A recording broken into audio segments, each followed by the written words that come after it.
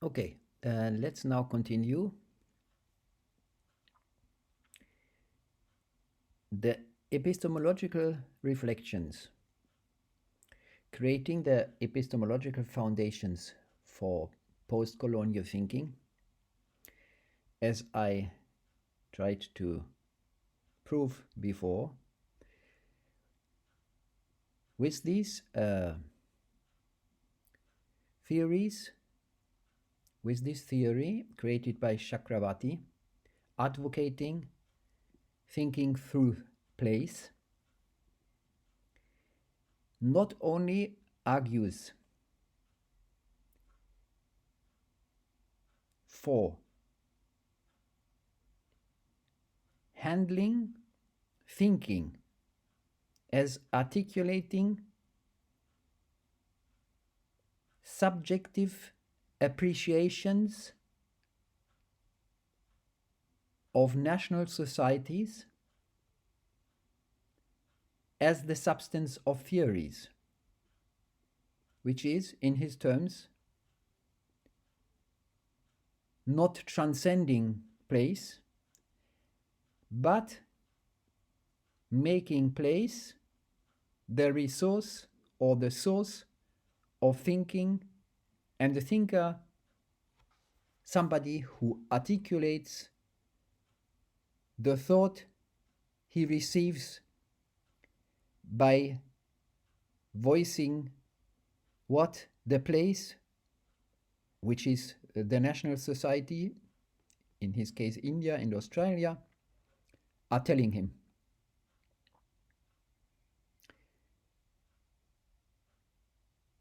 More than that, in his example, describing the different ways elections are practiced, pointing on the festivity of Indian people, how they practice elections, he wants to tell us with this example, pointing on the appreciation of Indian people when they practice elections, that it is these appreciations, how people enjoy or maybe not enjoy an object of thinking, that constitutes theories about what things are. It is the epistemology that has gained a fashion of arguing in the correspondence, in the communication via internet these days, with the appreciations people articulate via their likes about everything. There is no argument anymore what is something, and derived from what something is, thinking about your position you have about something. The arguing about what things are has been replaced via the likes, via an appreciation. I like it or I don't like it. Via a totalitarianism of the subjective appreciation of things, replacing any scientific judgments about things, or more precisely, presenting, and that's a little bit worse, presenting scientific judgments as the likes people articulate, or phrase it the other way around. It is the likes which are, in this theory, presented, advocated, as being the substance of scientific judgments about what things are. Things are how I enjoy them. So it is, in fact, abolishing what, even in the relativism of disciplinary thinking,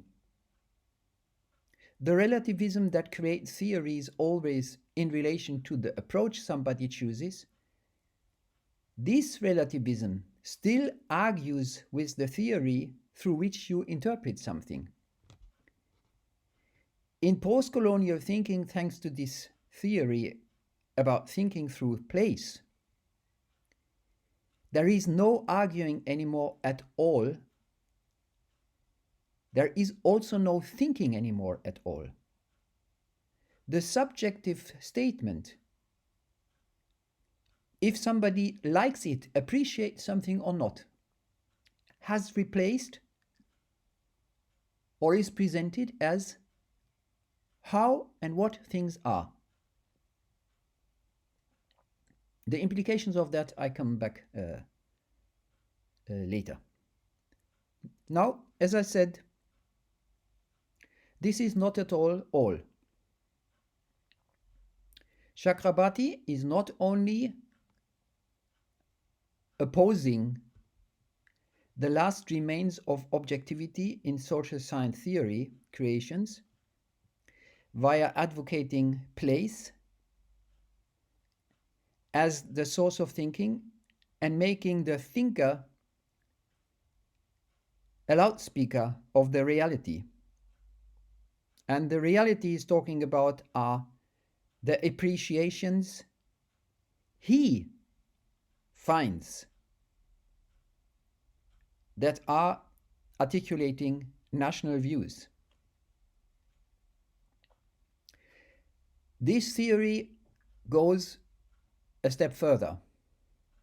A step one might think is somehow impossible for somebody who writes a book. In fact, what he is saying in this quotation is that he also opposes what he calls the purely abstract categories. So not only theories created from categories, theories ignoring, as he mixes up abstractions with ignoring place. He even argues that theories using categories are making a mistake because categories themselves are already doing the same as theories. They abstract from reality, the place. And since the place, which is the nation state, the national societies, he wants to introduce as giving them a voice, it is always the place, this part of the reality, he wants to stress, to put into the picture of an relevant element of theorizing, theories created which give these national societies a voice. What are then categories? These categories he discredits, rejects, critiques as what he calls pure abstractions. And as I said before, in another place, he calls them tabula rasa categories. Contentless. Contentless because not voicing place. Let's quickly have a look at what categories are. Categories are the materialization, again, materialization, I hope it's pronounced correctly, of thought. They are the product of thinking. Once we find out what things are, we give it a name, a word, a category. We call certain animals dogs, others cats. We call certain societies capitalism. We call certain way to appoint people who are ruling other people. We call a certain procedure to do that, we call that elections. And we call these things via a particular category based on being sure that this category is correctly describing the nature of what this category is talking about.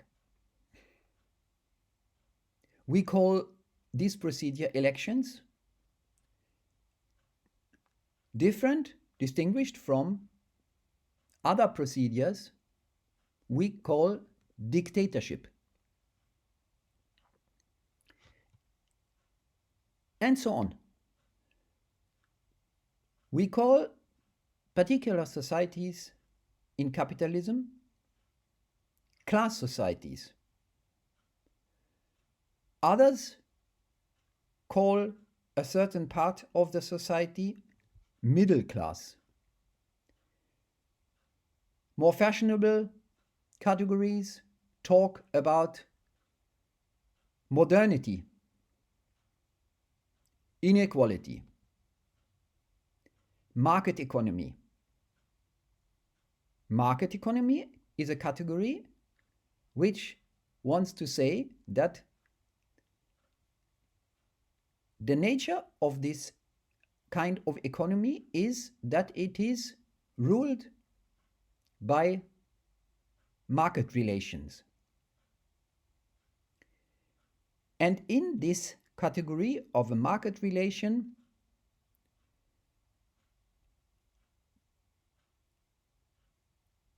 in this category, this category is a comprised theory. In other words, the notion of a market economy could be unfolded towards a whole theory. So again, categories are materialized knowledge, and if these categories are used, that implies, if you use a certain category, that you share the knowledge, the whole theory unfoldable from this category, comprised, materialized towards this term, this category.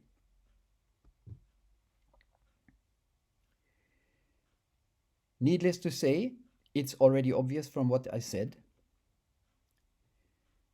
Categories are, of course, disputable because they are materialized theories. And as you can see from my examples, the shift, for example, from a category like class society to modernity, or the shift from opposing classes in capitalism to inequality, makes substantial shifts in the way we characterize what these categories grasp. So, the discourse about categories is a major part of science. Thinking about the question if our intellectual material, our categories, are appropriate instruments to think about the world. Does it still make sense to think about this modernity? Does it still make sense to use the category of class societies? That is what this category of modernity is questioning by drafting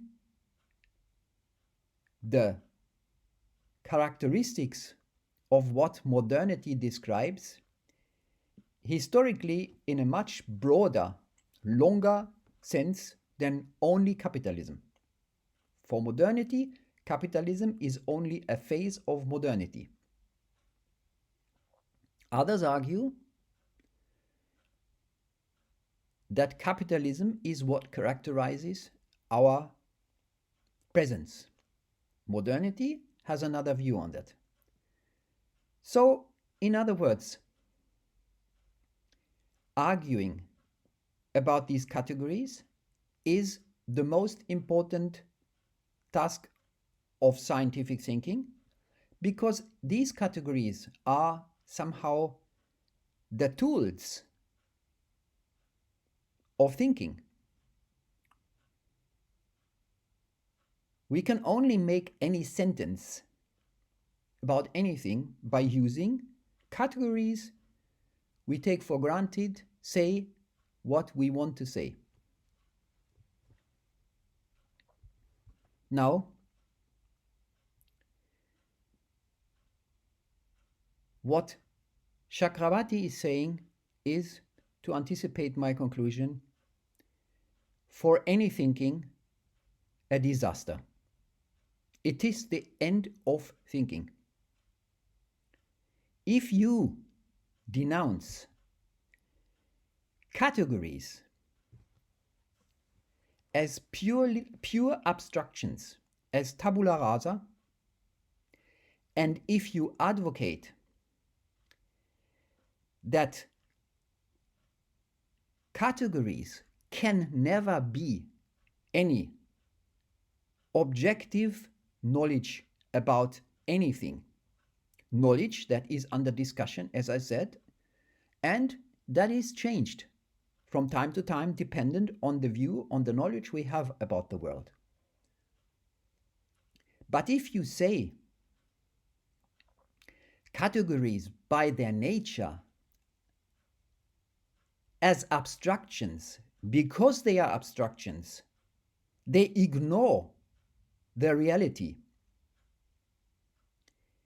and that they should replace what constitutes an abstraction, the generalizations they make, the characteristic they give us about what things are, so that we know, if we talk about a car, what we mean.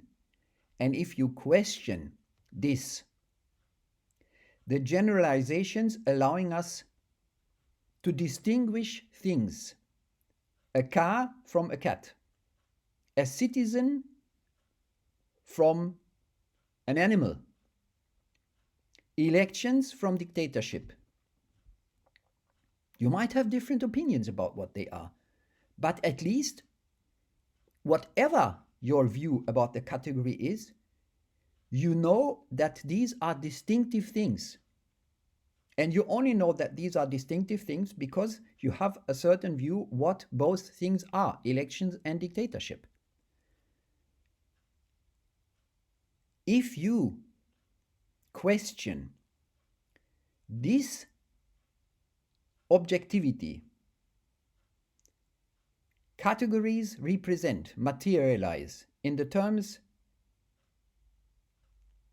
you use, thinking uses, as the elementary part of thinking, you destroy the basis of any thinking, not only of scientific thinking, of any thinking. In fact,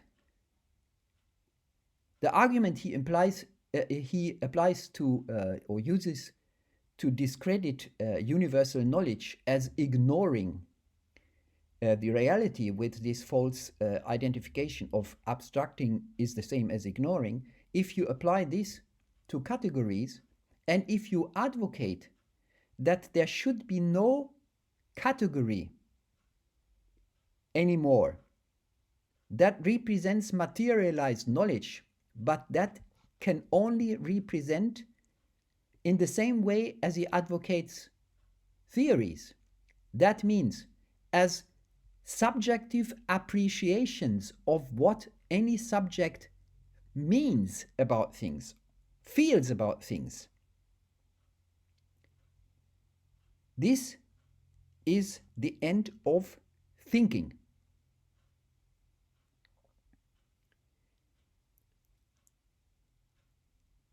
Because it destroys, let me phrase it that way, the toolbox on which theorizing is based. Our categories, the set of categories we have, and we use whenever we phrase any sentence.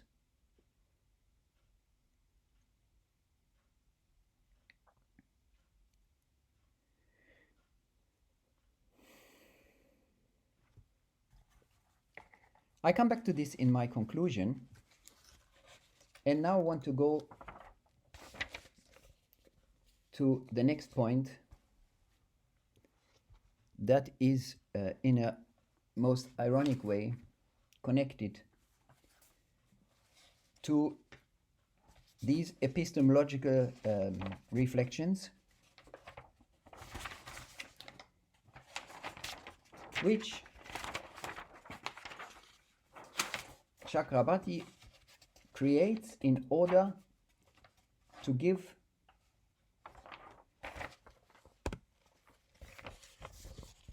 in order to advocate scientific theories as the articulation of national societies, national representations of thinking. Now, I was a little bit fiddling because I didn't find the quotation. And this quotation is, I don't know, you decide what it is. I just read it. Now, voila. So, if this argument, that's what he was saying before, the argument about there are no universal theories and there are no categories, if this argument is true for India, then it is true of any other place as well, including, of course, Europe or broadly the West.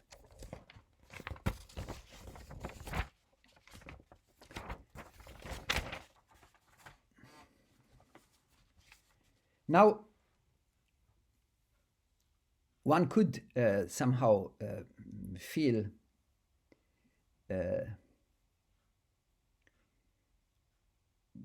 how do you say? I'm just lacking the word.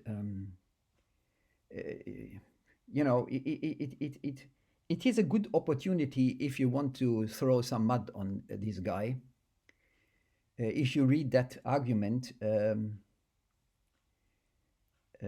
somehow denying everything he said before. Firstly, there are categories. Secondly, are theories. And his theory about what he says, in his theory, what he says about universal theories, about categories which are abstract, contentless, and so on, he throws overboard from one second to the other one and says everything I said before about universal knowledge, why it's not working, why it violates reality, categories are purely abstract, contentless. I don't care. This theory about universal knowledge, this theory about abstract categories, it's all nonsense. Because this theory that no theory can be universal and all categories are abstract and must be subjective, any theory must represent places, voicing the view of national societies, forget about it all. This theory is universally valid, does not only apply to a particular place, but is valid everywhere. And what I said before about categories, forget about it as well. Of course, what I'm saying here is objective knowledge. And this is objective knowledge. This, my theory, about the place through which thinking has to create its theory. This is not a theory I created from any place that was voiced to me from anywhere, but this is a theory that is universal knowledge and applies to the whole world. The same for categories. And everything I'm saying here, the categories I'm using, of course, are categories that apply across the world, and they are not at all abstract, empty, tabula rasa. They are what I am saying about scientific thinking. Now, one could say, sorry, Guy, are you a little bit, I don't know, are you crazy or what? But one should not do that. The irony that he, after all,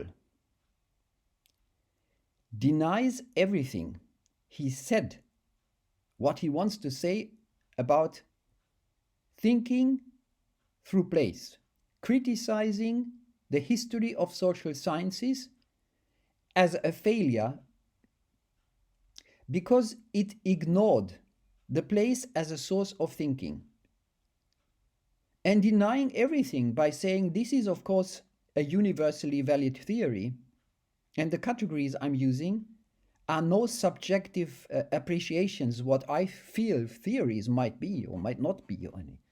This is valid knowledge, objective valid knowledge, universally valid.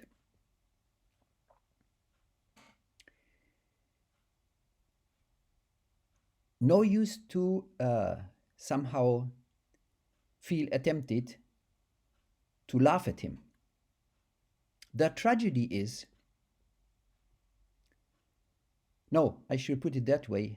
It is a tragedy, and it is a tragedy because if you want to prove anything, and especially if you want to prove anything, any theory about anything, and especially if you make reflections about epistemological aspects of theorizing, for goodness sake, it is the nature of theorizing that you cannot phrase any theory without taking for granted that what you are saying is true, and not only in the room in Frankfurt or in Delhi, but if you think, you make abstractions, you generalize. And the only question is if your abstractions and your generalizations, if they are correct. But in any case, if you want to present any theories here about theorizing, it is inevitable that you sooner or later are trapped by the nature of science, which consists of generalizations, which consists of categories, and you inevitably have to say something that throws overboard everything you said before, if what you said before was opposing the objectivity of scientific judgments and the objectivity incorporated in categories.